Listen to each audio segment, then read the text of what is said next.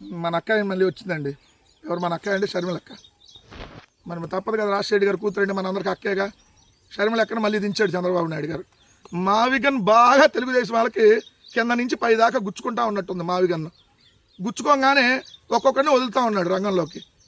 మన బీవీ రాఘుల రంగంలో దించుతాడు, లేదంటే నిన్న వచ్చేటప్పటికి షర్మిల గారిని రంగంలో దించుతాడు.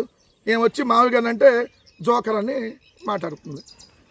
మావిగన్ అన్నాళ్ళు ట్రోల్ చేసిన వాళ్ళు జోకర్ అయ్యారు. ఇప్పుడు ట్రోల్ చేసిన చంద్రబాబు నాయుడు మావిగన్ కూడా సిఆర్డీఏలో ఉందంటున్నాడు.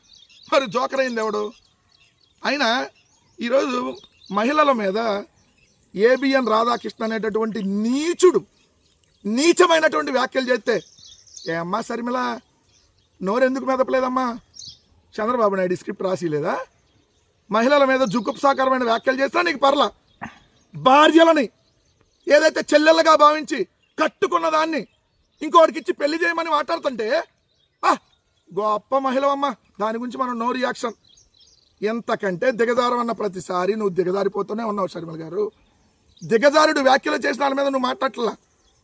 నువ్వు ఈరోజు వచ్చి జగన్మోహన్ రెడ్డి గారిని తిట్టడానికో, మావిగన్ అనేటటువంటి దాన్ని ప్రజల్లో చర్చ జరగనీయకుండా ఉండటానికో నీలాంటి వాళ్ళని చంద్రబాబు నాయుడు తీసుకొని వచ్చి ఏదైతే రంగంలోకి దింపుతూ ఉంటాడు. నువ్వు వచ్చావంటే ఆటోమేటిక్గా నర్రెడ్డి సునీత కూడా అపోలోలో ఖాళీగానే ఉంటుందిగా. రేపు ఆమె వస్తుందేమో, వచ్చి మా నాన్న వీళ్ళు చంపారు వాళ్ళు చంపారు మళ్ళీ స్టార్ట్ చేసేది పురాణం. ఎందుకు?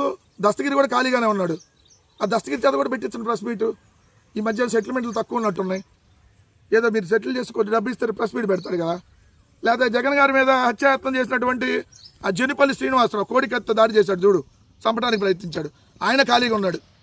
ఆయన కూడా తీసుకొచ్చి ప్రెస్ మీట్ పెట్టించండి. ఏబి వెంకటేశ్వరరావు కూడా ఉన్నాడు, ఆయన రోజు ఖాళీగానే ఉంటాడు. మీకు పనే పాట. ఇక రాష్ట్రంలో మచిలీపట్నం, విజయవాడ, గుంటూరు అభివృద్ధి గురించి చర్చ జరగకూడదు. అందుకని చెప్పి వీళ్ళందరినీ తీసుకొని వచ్చి రంగంలోకి చంద్రబాబు నాయుడు గారు దించుతూ ఉన్నాడు. ఒకటైతే ఇక్కడ స్పష్టంగా చెప్తా ఉన్నా, అచ్చెన్నాయుడు గారు నిన్న చేసినటువంటి వ్యాఖ్యల మీద షర్మిల గారు ఖండించట్లేదు అని అంటే నిజంగా మాకు అనేక అనుమానాలు కలుగుతూ ఉన్నాయి.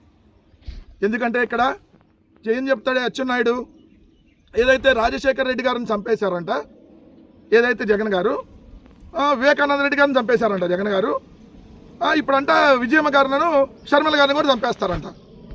అంటే దీన్ని బట్టి మాకు కలుగుతున్నటువంటి అనుమానం ఏంటి? ఏదైతే షర్మిల గారికి, విజయమ్మ గారికి ప్రాణహాని ఉంది, చంద్రబాబు నాయుడు గారి ప్రభుత్వం వల్ల విజయమ్మ గారికి, షర్మిల గారికి ప్రాణహాని ఉందనేటటువంటి అనుమానం మాకు కలుగుతూ ఉంది.